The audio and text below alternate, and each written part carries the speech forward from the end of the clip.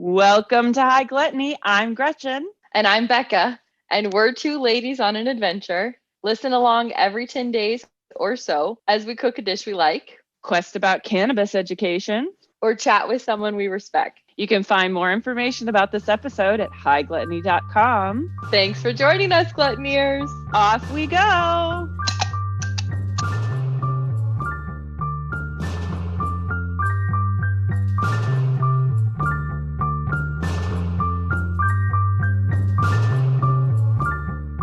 Let's get to it. We are relaxing. We have a Pantry Power Up back in the mix. It's been a long time. What are you feeling in anticipation of our latest Pantry Power Up? I'm just trying to get through the winter, really. Just trying to survive.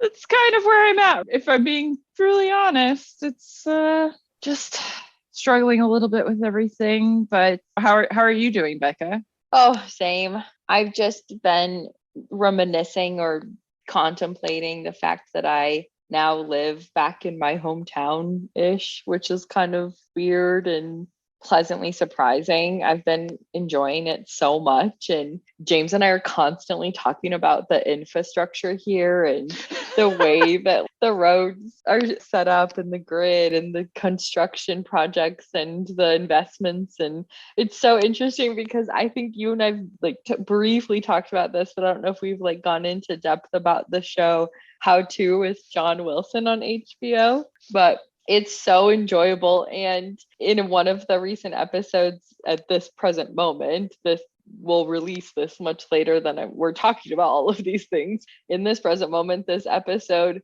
John comes to Vegas, and a lot of his observations are the same things that James and I've been saying. So as we were watching it, we were like, yes, exactly. Yes, yeah, he gets it. No, yeah, it's great. Just generally feeling happy about being here and kind of surprised at feeling so settled in a place I thought I'd never return to, which is so interesting. Just having lots of thoughts about that, which also is coupled with, lots of weird memories about everything before I ran away. That's fun. I have been thinking a lot lately just because California's expensive, not because I want to leave California, but what it would be like if I ever moved back to Michigan. And I just don't know if I could do it. Yeah. But Vegas seems like a place that no one really grows up. I would never think that people have childhoods there, Right, no, totally. It's the Strip. That's all that exists of Las Vegas. It is totally there for tourists. No one lives there. But hearing you say, I grew up here and it's kind of weird. And I'm like, oh, yeah, that is weird. Yeah.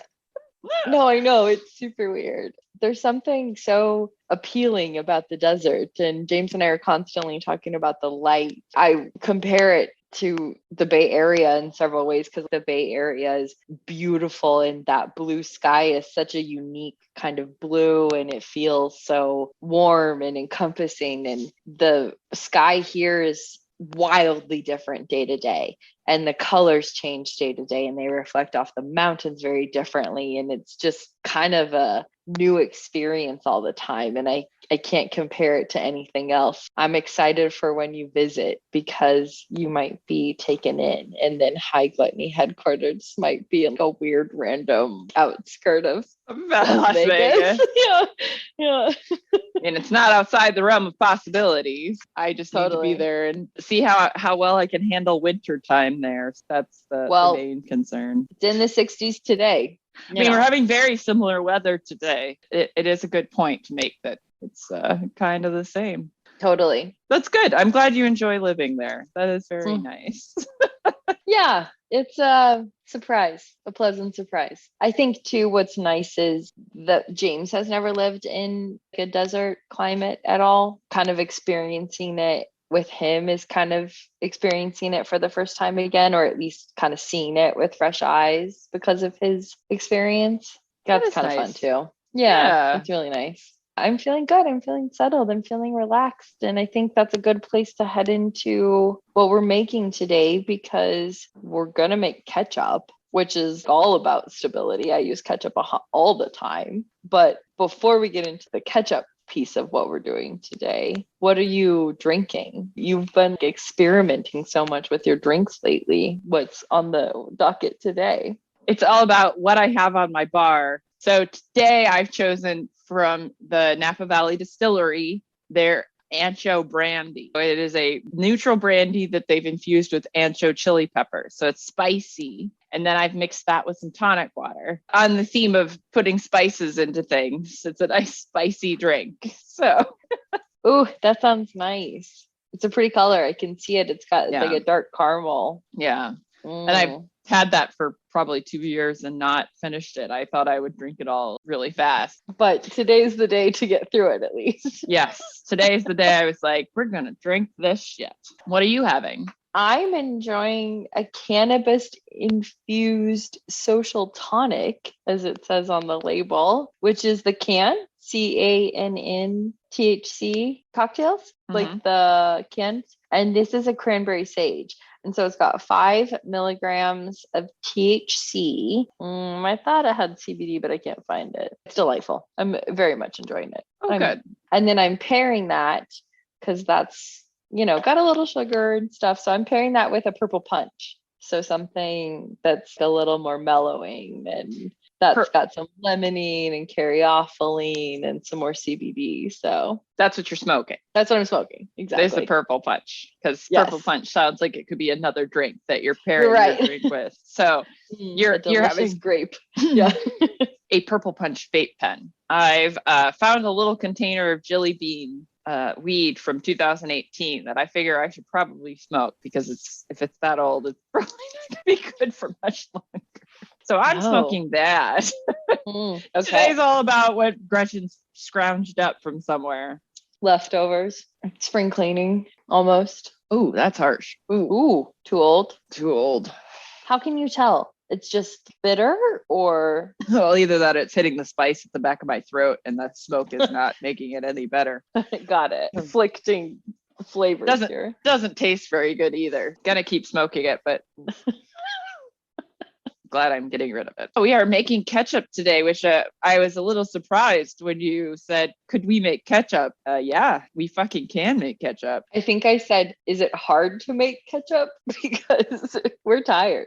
Yeah. We wanted to make something that would be fun, but also kind of easy, right? Not too hard. No, I mean, it's just tomatoes, onions, some spices, a sweetener, and vinegar. And then you cook that and puree it, and there you go. We both love ketchup, as we learned in Frites and have talked about in other times, I'm sure. But ketchup is a staple. It's a good go-to. And it feels like these are often ingredients you kind of have around if you just are a person who has, canned tomatoes and some other spices often, but it can be something that you make fairly frequently. Yeah, you could, but also don't expect to make Heinz tomato ketchup at home. You should want it to be a little bit different, because some of the articles I read, achieving that distinct, perfect Heinz ketchup texture is a little challenging. But on the other hand, you can then make your ketchup entirely your own. So you can use whatever you want in it, really. Our recipe today came from America's Cookbook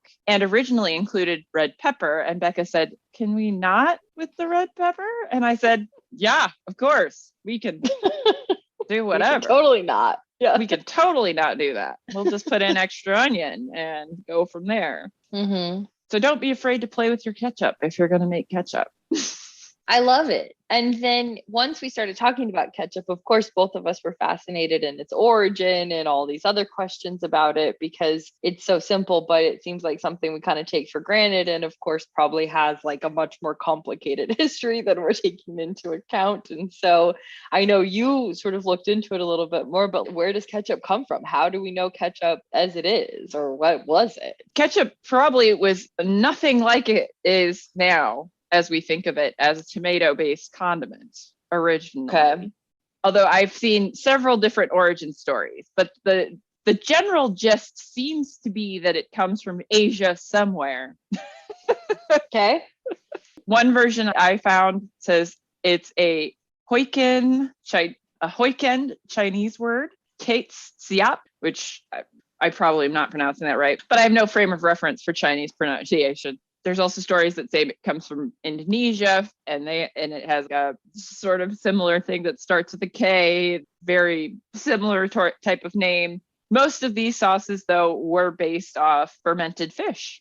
Pretty different than what we think of as ketchup, or what we know as ketchup today. We have colonialism to thank for this, because the English brought it home and tried to replicate it, but did not have the same ingredients. And so they started playing with it. And most of the early English ketchups are somewhere in the realm of like mushroom or something like that, where it would be more of an umami type of flavor. They're kind of that more savory I think I saw Worcestershire kind of. Yeah, Worcestershire. Yeah. What Worcester? Worcester. Worcester. Worcester.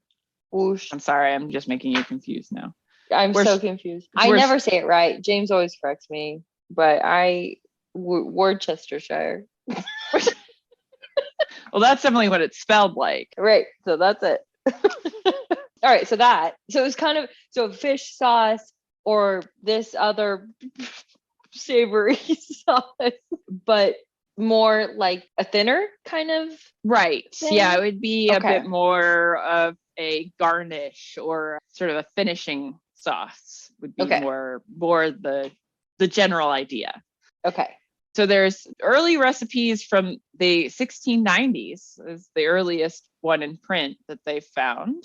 Subsequently was printed in Miss Beecher's Domestic Receipt Book. It's weird. Receipt must have had a slightly different term. And the Virginia Housewife in 1824. There have been lots of evolution on the ketchup front since the early days. And those recipes in the 1800s, the Miss Beecher's and the Virginia Housewife, are those more the ketchup we know today versus that earlier iteration of fish sauce kind of thing? Not quite, because I think they would be more along the lines of the mushroom variety, because they were also because doing of the British influence. Yeah. Okay. So it's really evolved.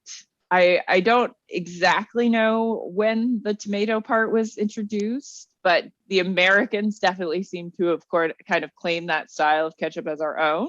Okay. And so once we started making it here, of course, the first few years of industrial ketchup production here were very sketchy. Apparently, quite often the cans and things would explode. And oh God, at least in the early, 19th or 20th century, they finally kind of started getting the sterilization stuff right. And so the things weren't exploding anymore anyway. Oh my God. But at one point it was even like advertised as medicine. In the early to mid 1800s, there were people that were advertising it as medicine. And then the bubble kind of burst within about 20 years. I think it was the 1820s that it first started. And then by the 1840s, so many people were doing it that the whole ketchup is medicine industry collapsed on itself. I thought that was kind of an interesting concept. Yeah, a short-lived influence. A fad, if you will. An Atkins diet. Yeah. But today we sort of accept it as a general, it is tomato based with vinegar, a little bit sweeter, not as much spice to it. America as a whole purchases 10 billion ounces of ketchup annually. Wow. Which is 3 bottles per person. I was like, yeah, that sounds about right.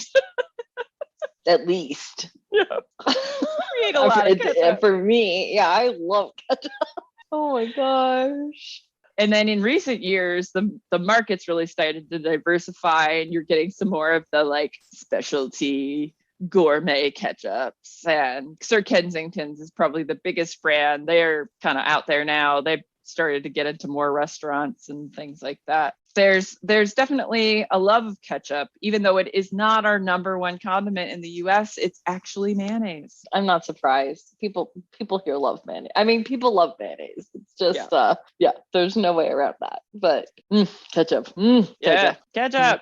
So we're gonna try it at home. We're doing this. Oh my gosh, we're making our ketchup. I'm so excited. Well, it's interesting you say that Sir Kensington's has like finally made an inroad into sort of the there's kind of only 3 ketchup brands at this point in America, which is Heinz, Hunt, and what's the last one?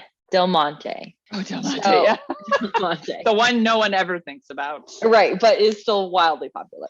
Today's ketchup, like Gretchen said, isn't that kind of fish saucy ketchup that was originally around the globe. But because a lot of American distributors distribute around the globe, they do sort of cater it to perceived local taste buds. So, for example, in England and Venezuela, the ketchup there, the American distributed ketchup, is sweeter than the American version. And the American version is a little bit spicier.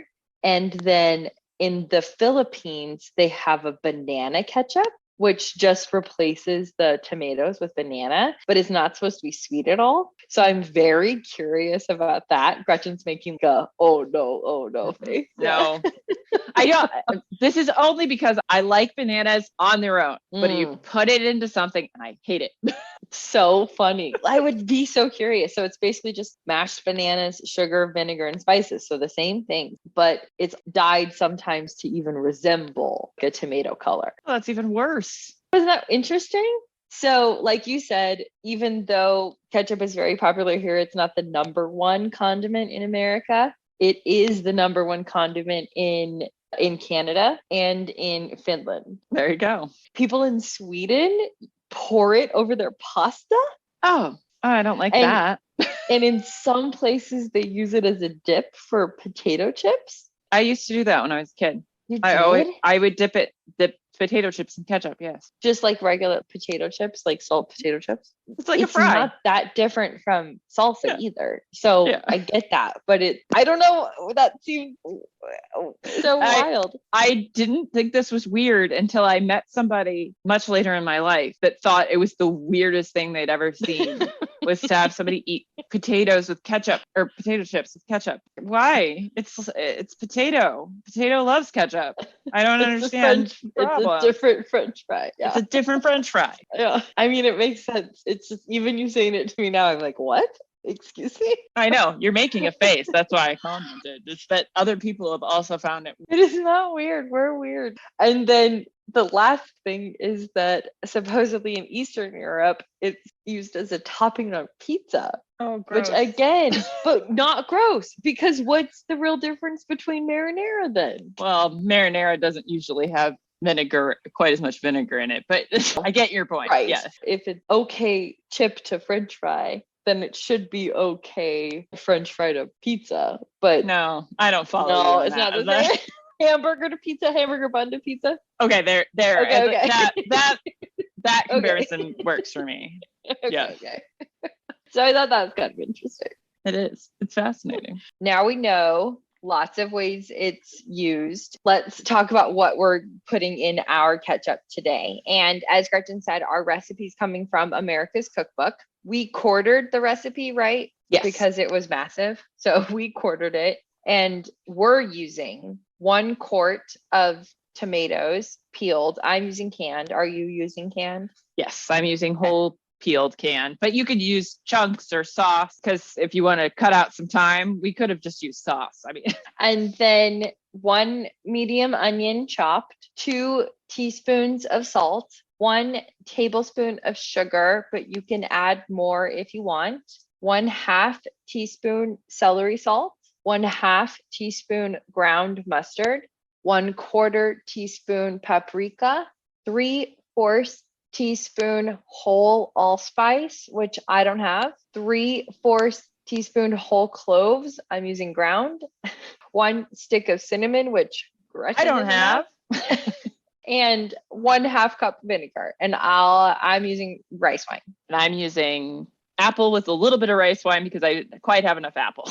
Okay. And then what are we doing with those ingredients? What's our overview steps here? Overview. We are going to cook our onions and tomatoes together until they are soft. We're going to blend those up. You're going to be using a blender. I'm going to use an immersion blender.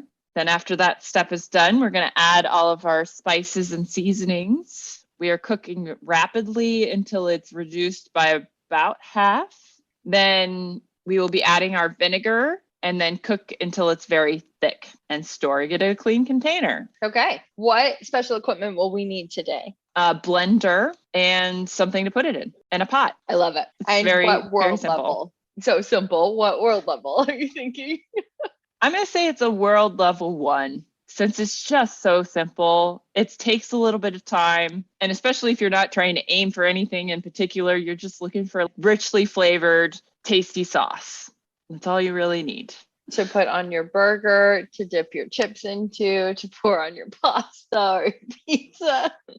Gretchen's still making a face. No, I can't handle the idea of ketchup on pizza. I can't do or it. pasta, it seems. Yeah. Pasta's still weird, but I'm not gonna hate on it quite as much. Okay.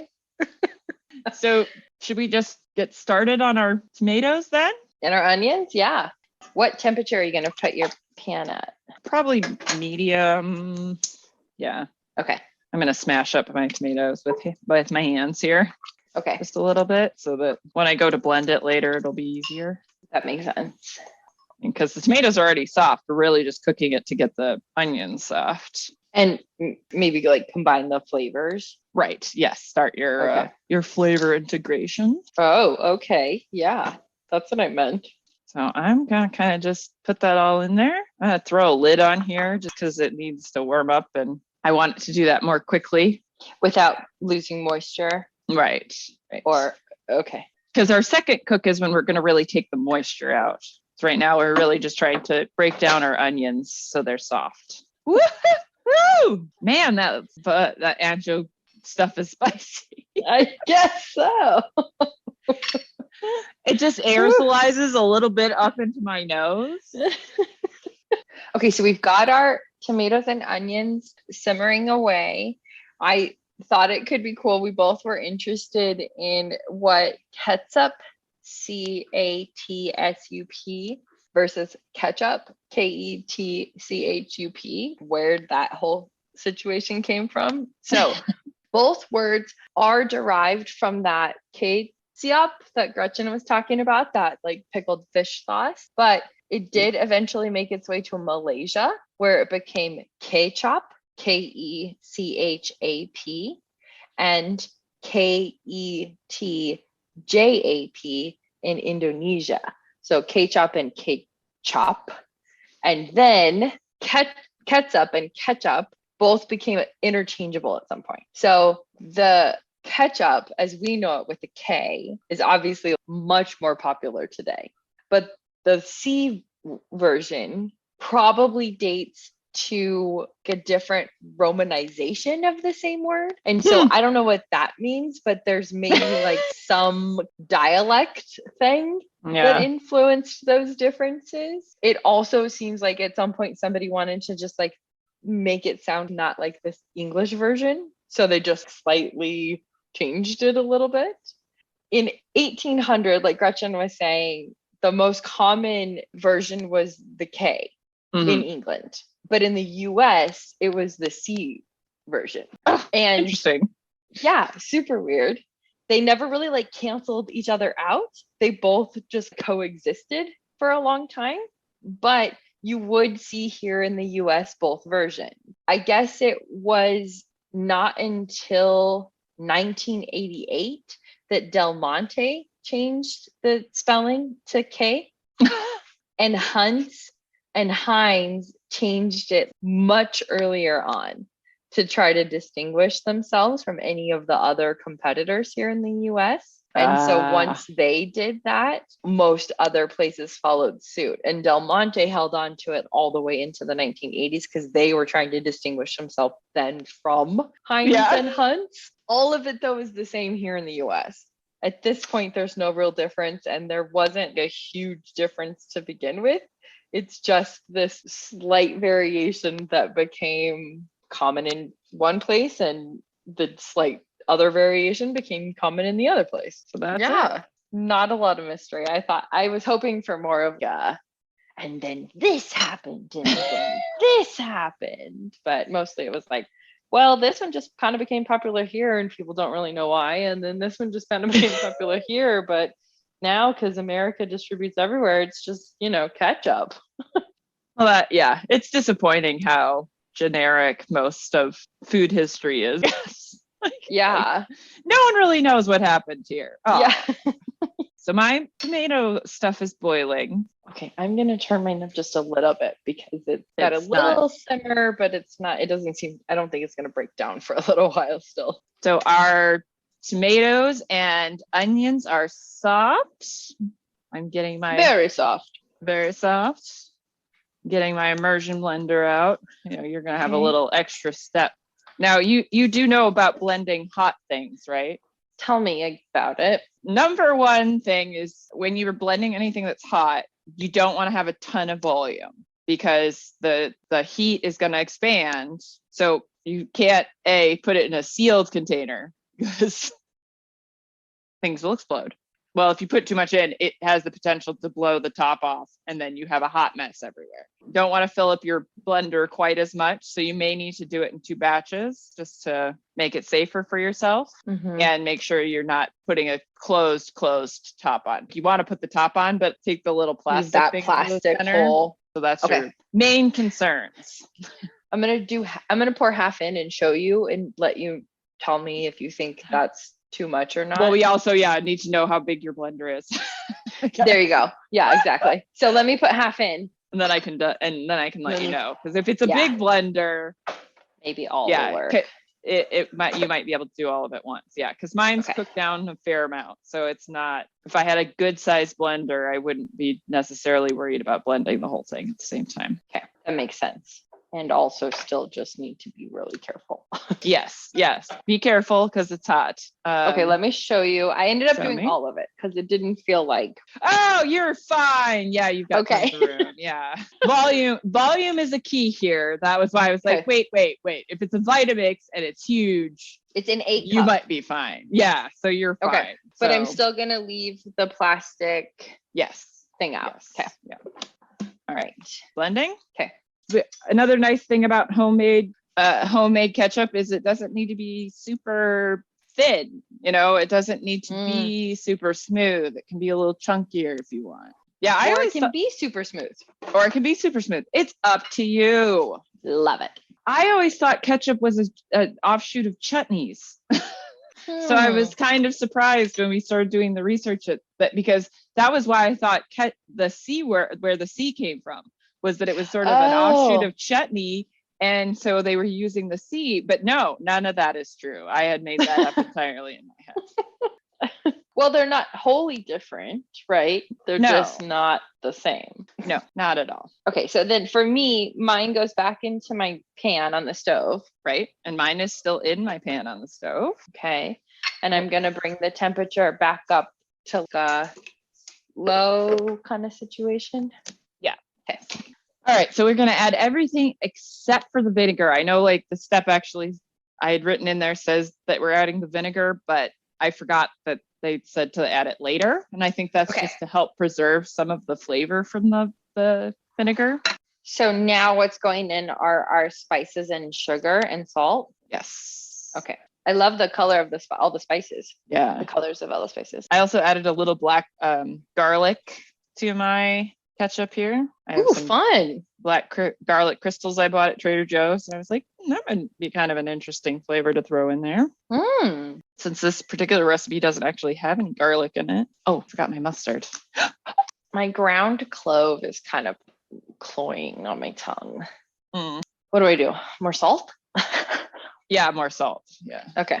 And maybe and the just remember you're also going to add vinegar, so that might you're right, out some too. Good reminder. Thank you. So that, hopefully it's more spicy than cloyingly sweet. There's just something on my tongue. Oh, how much did you put in? The 3/4 of a teaspoon? Yeah.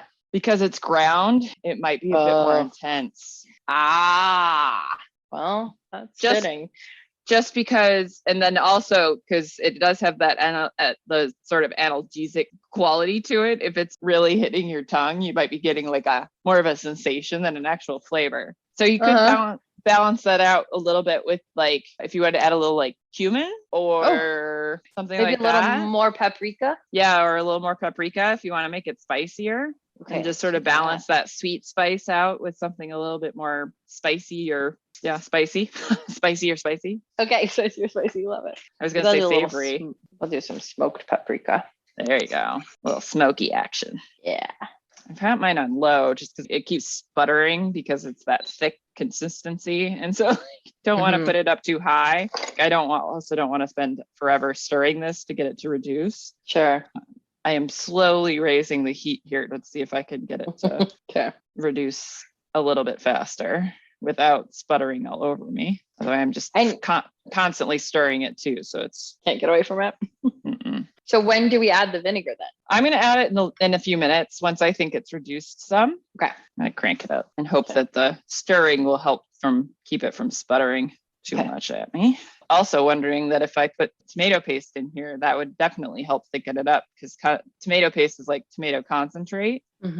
And so that might help absorb some of the water. So that might also be a good solution for you if you have any tomato paste on hand. Okay, let me look. Just sort of dilute out that clove a bit. That's like numbing my tongue. Oh no. I mean, not like, you know. I know. Shit, I should have warned you. Well, it's okay. I didn't think about that. Well, that's all right. It's not an unpleasant experience. Good. Oh, good. Okay. As long as it's not horrible. It just doesn't taste great, but well, we aren't at full flavor development yet here either. So good point. So we're getting a little reduction going on our ketchups here, but just remember that this is entirely in your control. You can take this to whatever texture you actually want. So if you want a bit more of a thinner type ketchup, you might want to stop somewhere around now, like we have. It's definitely maybe slightly thicker than a marinara is what I would say. At least that's where mine is. Same. I am going to add my vinegar now. So now I think the be careful about the adding the vinegar is to make sure you don't get blasted in the face with a bunch of vinegar steam. Yeah. Oh, mine's not turned up high enough to do anything of that kind. And I'm going to crank it up. Okay, so that just added a nice amount of liquid here. So now we have to re-thicken. We have to re-thicken. For how long? I'm probably going to just do 10 minutes if I can get the heat up high enough here. Don't want to go with a long slow cooks, which would be normally how I would reduce something like this. Because I've actually tried to make ketchup before and made it wrong. Because I was like, oh, you must just cook it on low and for a long time. Well, no, you can't, because then it turns like a weird dark brown color. Unappealing. Yeah. So you definitely are looking for like a higher, faster heat on this to get it reduced so that you keep that color nice and bright. Okay. That vinegar really helped with the clove too. Did it? Oh, good. I'm glad. The clove's still pretty pervasive, but not as intense. Clove is a strong thing, and I really, really should have thought about when you were saying I'm going to use ground, but I needed to be telling you to half the amount. Well, clove has a lot of good benefits for you, as we learned once. It is good for you. I should probably taste mine. How's yours? Pretty good. Okay. Let's see, where do I need to go with mine? It needs a little more salt, not a lot. We got vinegar doing a lot of heavy lifting in there. And then I might add a touch of crystal hot sauce here. Ooh. That is my favorite kind of hot sauce. I wasn't expecting a hot sauce. Why go with powder when you can use liquid? Totally fair. Integrates a little bit faster. Ooh, hot. I got it up on medium heat. So if I'm not constantly stirring, it's developing little calderas that are boiling out of the pot and splattering at me. Oops. Cook faster, damn it. And then what's after this? Put it in a container and enjoy. Okay. And this is really, once you get to the consistency you want, you're done. Oh my gosh. Maybe one of our fastest pantry power ups? Probably. I mean, everything's been faster than pistachio paste. So, yeah. Don't remind me. Oh, but it tasted so good. No, I'm just kidding. It is so Sorry. good. Yeah. I know. One of those things that's almost worth the effort. Almost. Well, should we call it? I think so. Yeah. Especially since I think you can reduce at your own thing here. Ooh, hot. Woo. Yeah. But yeah, my flavors are good. I almost want to try putting some garlic in here at some point. If I did it again, I'd maybe put in some garlic. Fresh garlic or garlic powder? Fresh garlic. Okay. I think that might be one of the few things I'd want to do. Cool. But it is the world is your oyster as far as ketchup that made at home goes. So whatever you want to do with it, do it. The ketchup is my world. All right. Okay. As always, the recipe will be on hightgluttony.com and we'll have pictures on social media. Like and subscribe. Tell 6 or 7 friends, maybe 15, 20. Everybody you know. Tell everybody you know. That sounds fun. And thanks for joining us. Off we go. Off we go. Sounds to be added later.